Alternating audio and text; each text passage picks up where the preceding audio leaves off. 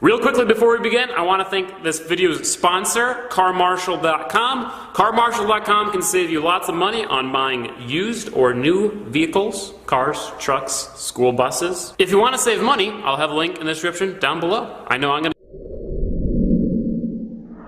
The problem with Publix giving Adam Putnam money is that he is a A-rated politician by the National Rifle Association. He has been called out and said it himself that he is an NRA sellout and that he will not advocate for any gun sense, any legislation that will help protect the safety of Floridians. Publix gave him $670,000. I'm calling on Publix to double that amount and donate it to the Stoneman Douglas Victims Fund and pull out of Adam Putnam's campaign. These are unacceptable donations, and they need to show that both locally and corporately, Publix stands with the children of the United States of America.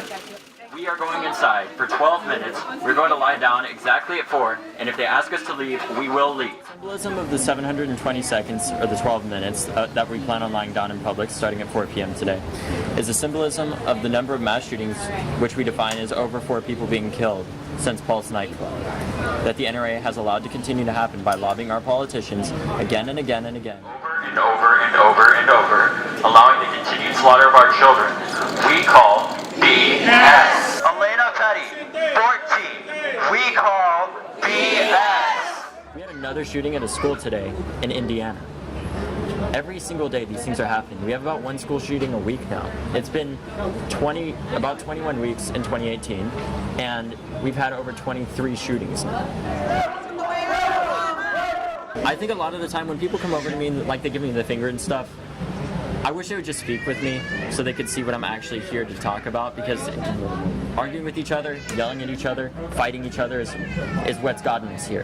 We have to work together, not as Democrats or Republicans, but as Americans to solve this issue. And understand, we're going to have disagreements. That's fine. We can find common ground and work towards that to save these kids' lives. But debating this is something that we can no longer continue to do, because when we do that, our children die. Go out there and vote. Prove us wrong, guys. Everybody should be voting.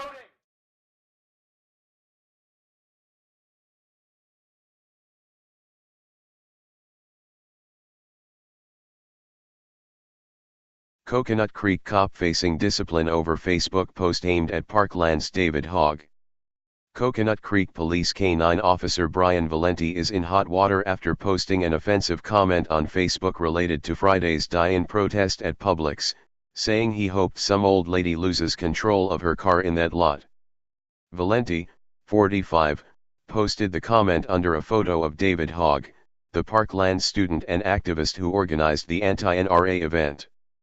The protests centered on the chain's donations to gubernatorial candidate Adam Putnam, a self-proclaimed proud #NRA sellout. Minutes before students and sympathizers laid down in protest at various Publix stores, the supermarket chain announced it was suspending future political contributions. Before the protest, Hogg and other #NeverAgain activists used chalk to draw the outlines of 17 bodies in the parking lot outside a Coral Springs store, a reference to the victims killed in the shooting rampage at Marjory Stoneman Douglas High on February 14. A story and photo of the protest appeared on a Coral Springs/Parkland page on Facebook.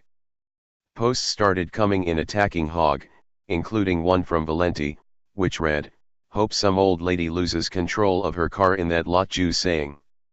Valenti, who has been with the department 23 years, has taken the post down. But a woman who spotted and took a screenshot of his comment sent an email Saturday night to Coconut Creek Commissioners and Police Chief Butch Arenal urging that the veteran officer be suspended or fired. Whether someone agrees with these students or not, it is in very poor taste for a police officer to make the following comment regarding students that have just been through a tragic shooting, Kim Simonson wrote. Rod Skirvin, a union leader and recently retired Coconut Creek detective, described Valenti as distraught over the incident. "He feels terrible and is very willing to apologize in person," Skirvin said. "We are going to speak to the chief on Tuesday when he goes back to work.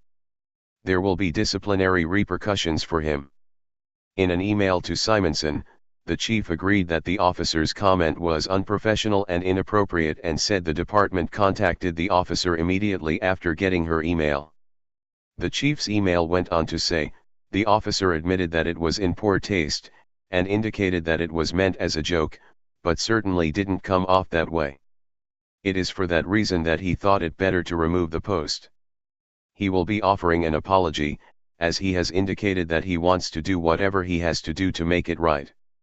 Simonson, who lives out of state and declined to comment, sent a second email on Sunday saying a meaningless apology is not an appropriate punishment. The fact that he stated to you that he considers running over children with a car to be a joke, should definitely send off some alarm bells in the heads of the supervisors in your town, she wrote in Sunday's email. That isn't the type of person I would like representing my community all over Facebook and beyond.